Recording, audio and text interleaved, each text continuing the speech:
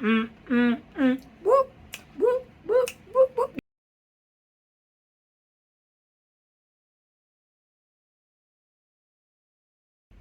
Hey guys, welcome back to my YouTube. It is finally time to do my Q&A. I have been compiling your questions for like 2 weeks now. I've literally spent hours going through thousands of comments.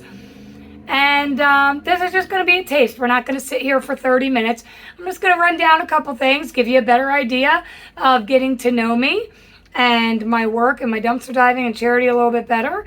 We're going to get right into it. Without even looking at my notes, I can tell you what the number one personal question is that I get all the time, not regarding dumpsters. And that is, what happened to my tooth? I dropped them. That's all. I dropped them and it broke. Nothing exciting at all. Happened in the kitchen in my apartment before this house 3 years ago. 2 pieces actually broke off, and I found the piece from back here. I never found the chipped tooth, or I would have super glued it right back on. It's as simple as that. All right, Mystic Canvas Makeup, one of my most favorite TikTokers. She's got the most skilled hand when it comes to graphic liner. Oh my goodness. She said, what would you do for a day if there was no money restrictions? Hands down, without a doubt, no hesitation, I'd go see the Coliseum. That's the number one thing I would like to see on this planet. I'm very intrigued with history. And that's what I would do. I would go see the Coliseum. This is a heavy-hitting question. I believe it's Fasado, P-H-A-D-S-O, says, would I ever consider being a foster family? Absolutely 1,010% never, ever, ever. I appreciate the question was actually a paragraph about my kindness and how, children or adults could benefit. There's no way. There's no way. And I am always honest. I mean, you guys know that. I get a lot of compliments on my realness, so I'm not going to sugarcoat anything. There's just no way. I've never been a fan of children. I don't like kids. I don't do well around them. I don't feel comfortable around them.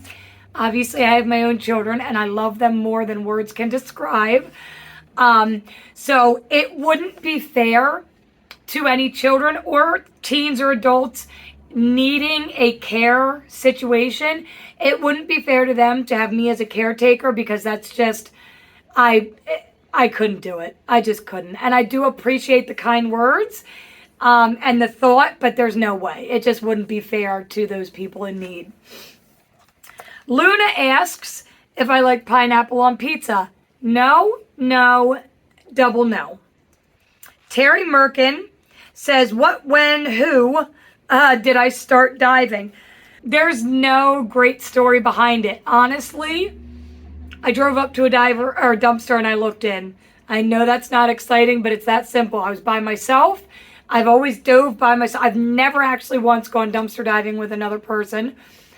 Sometimes my kids are in the car, but they're not allowed to get out or anything. So, yeah, there's really nothing to it. It's just kind of, common sense that people dumpster dive. I just always knew that was a thing.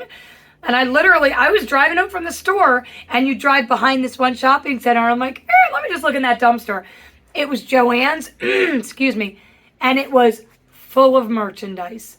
And that was that. And now we're in our happily ever after. Nicole Walsh says, what is the best concert I've ever been to? And I will tell you right now, 2004, Asbury Park, Hellfest. That sounds worse than it is. It was a 3-day festival of hardcore metal. Some of my favorite bands like Unearth, Killswitch Engage, Terror, E-Town Concrete. And the reason that was hands down the best, because I've been to tons of festivals, I've been to thousands of shows, is because I got my 15 seconds of fame from it. Unearth, one of my favorite bands, they released a DVD 10 years later, and they talk about how that was their greatest show they ever played.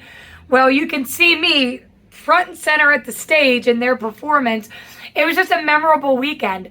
That was the last time they had Hellfest in that capacity. They've had other festivals called that since then, but it's never been quite the same. It was just the best experience I've ever had, and I don't think I'll ever top it. Barb Piccolo asks if we have any pets. We have one cat. Her name is Ketra. She's a tortie. She is, she's a little on the goofy side, and she loves whipped cream. If you get a canister out of whipped cream, you know how it makes the shh sound. If she hears that, she comes running. It'll even wake her up from a sleep. No, I don't feed it to her. Cats shouldn't be having cream and sugar, but like once every couple weeks, she gets like a little plop on the floor if she hears us using it. All right. Leah Gilbert. How did I get started? Did someone show me? Did something catch my eye?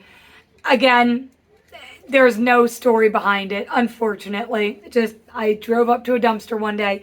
And then she asked about the unicorn painting that's in the background of a recent TikTok, which is over there. We're in my daughter's room. I do all my filming in my daughter's room because of the space and the lighting. I think my daughter picked it out at, I think it was TJ Maxx, I believe. Gigi says, do my kids dive with me? Nope. Again, usually they don't like being with me. They get annoyed that they have to sit in the car while I'm out rummaging in a dumpster for 5 minutes. So no, they don't typically dive with me. I would never let them get out of the car regardless, but no, maybe when they're older. Bernice Bug asked what my favorite tattoo is and why. I'm going to show you. Hopefully I can get it in frame. The tattoo in question is this zombie. I'm assuming that's in frame. I hope it is. I'll tell you why he's my favorite. I've won at competitions with him. At tattoo conventions, I've shown him, I believe, 3 times. I won first, second, and second place. My artist, my tattoo artist, has the trophies or the plaques for that. And he's so special because he's awesome. He's an amazing zombie tattoo. And I didn't want it. I remember walking into the tattoo shop and being like, hey, Mike, I want one of those like geisha girl heads with a sword through it and a decapitated neck. And kind of out of nowhere, he's like, hey, how about this? How about this zombie? And I was like, okay, sure, whatever. And it's been my favorite tattoo ever since. Missy Williams, she asked if I have a plan in my heart or mind or a goal. I am just trying to stay alive one day at a time. As a lot of you know, I'm in recovery. I am 4.5 years clean and doing phenomenal. But I'm not cured. You never get cured of addiction. So I do my charity work as something to do because I need something to do instead of being stuck in the phase of I'm a stay-at-home mom recovering addict. I'm just a stay-at-home mom who is a recovering addict. Well, I'm just a recovering addict that's a stay-at-home mom. That's what I identified as for the last couple years, and it was really wearing me down. I never intended to be a stay-at-home mom. So it really, it was wearing hard on me. And the dumpster diving was a thing already, but then I started donating everything I got because I did it for the fun and excitement of dumpster diving, but I didn't need this stuff. I didn't dive out of necessity, but I very quickly realized this stuff should be going to people that need it. So, do I have a plan in my heart or mind? No. This is all instinctual. It was just a given to me that I found stuff that was perfectly good. Why wouldn't or couldn't I get that into the hands of people that need it?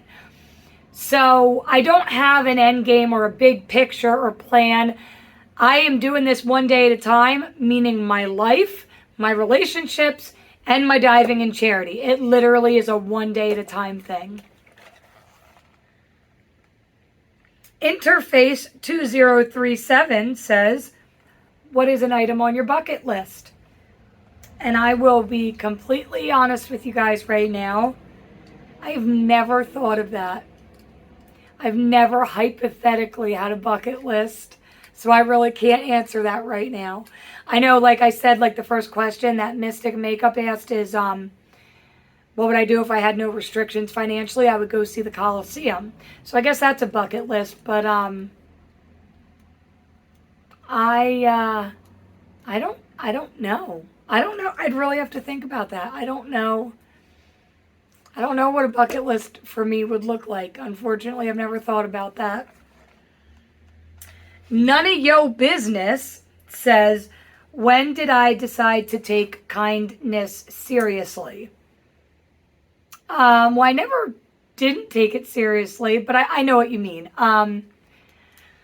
Again, it basically goes back to what I just explained. I didn't come out of the gate saying, people are hurting, people are in need, I'm going to be the person to help them. That's not how this started. It was a very logical process. Diving as a hobby, by the third time that I found a big haul that included a lot of food that was not expired, not bad, it did all go to the food bank. By that third dive where I found all the food, my brain just said, people need this. It was logical to me. So I didn't aspire to be this angel or be kind or, it just seems logical. That's how my brain sees it. That's how my children see it, because there is one thing that I am very proud of, and I'm sure it won't surprise you guys, but I get compliments. I mean, we had my daughter's student-teacher conference 2 nights ago. The first thing her teacher said was how sweet, polite, respectful, and kind she is. We get that in Walmart. People come up to us and say, oh my gosh, she's so polite, or he's so nice, when they just overhear my children's manners and stuff. I think sometimes people are taken aback because of my appearance, because they'll come up in surprise and delight, like, you've got very kind children. You've got very well-mannered children. Your children are so kind. So it's just, kindness is a serious thing, and it just always has been. And I always do things with good intention. That's the best way to say it. To me, it was logical to get things into the hands of people that need it. Like, my brain thinks, like, why wouldn't anybody do that? But not everybody has the resources to do that. But, you know what I mean? But I'm not driven by kindness, but it's always in every act that I do, because I think that's just a basic human quality. I think everybody should just have the basic human decency of being kind. Amanda Burnett said, I want to do kits. How do I find people to donate them to? I get a lot of this question, and I'm going to tell you exactly how to do it. All you have to do is go to Google, type the word outreach, and type your town name, and there you go. Now, there was confusion on TikTok the other day. Somebody asked if outreach was a company or a link. It's the word. It's not an association. Just use the word outreach and your town, and that will provide you with links of places that do or provide outreach in your town. It could be a food bank, food pantry, it could be a church, it could be a homeless shelter, it could be a domestic violence shelter, it could be a day center, it could be, it could be a YMCA. If you Google the word outreach and your town, city, county, that will show you what places do outreach, which means places that provide things to people in need. And it's as simple as calling them or even showing up. You can just show up at one of these places and say, hey, I've assembled a bunch of menstrual kits in the name of period poverty and trying to combat that in our area. And I don't think anybody's going to say no, because I've never had that experience. And I've done a lot of just showing up and not calling ahead. So, yeah, that's the best way to get started, not just with period poverty packs, but with any kind of donating or outreach or anything of that nature. Beth Sanborn says, what brands of makeup and lashes do I use? So I mentioned this in a 60-second About Me on TikTok a while ago. Every time you guys compliment my eyeshadow, which I don't know how well you can see it from there, but every time you guys compliment my eyeshadow, it's always BH Cosmetics. Now, do I own other things? Of course. Cheap stuff like Wet n Wild and e.l.f. to MAC and Michael Kors and,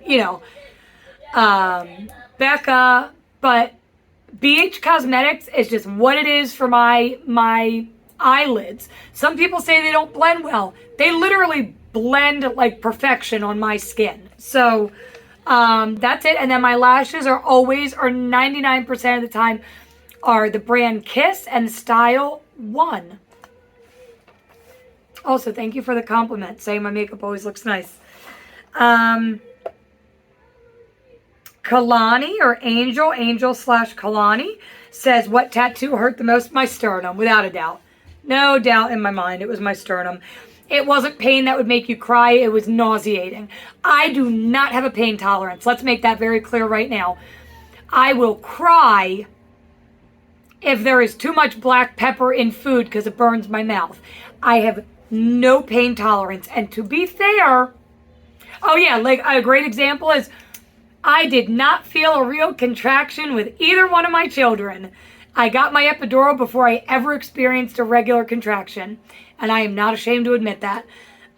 They say, there's been scientific studies that say people that have red hair, people that are gingers, red hair, freckle, fair skin, we bleed more and our pain tolerance is lower. That doesn't mean every ginger can't handle pain, but it's a scientifically proven thing. So it's okay that I'm a pussy. Okay, Tammy asked a personal question that I was excited not excited, I was cool with somebody asking, because everybody's asking about diving and my family. Tammy asked what my drug of choice was and what my biggest regret while using was. I was an opiate user. That was it. Mine was specifically opiates. And it happened through overprescription of painkillers from dental surgeries, and I've had my appendix out right before my addiction. So yeah, and my biggest regret is everything.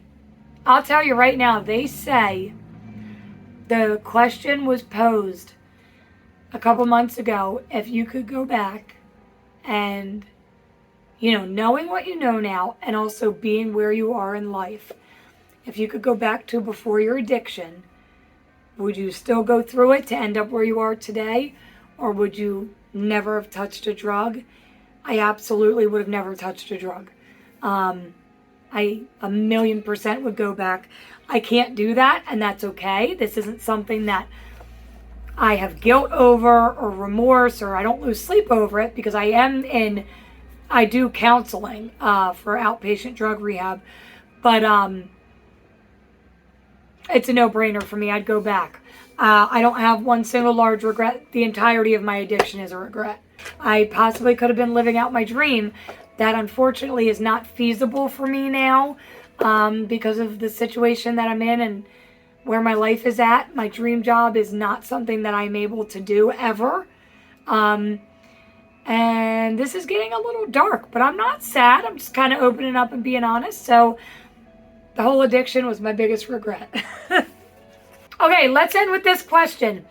Did I want to be an influencer or a social media person? Nope. That was not my intention at all. And I feel like that's kind of why I've gained a following, because this isn't something I was trying to do.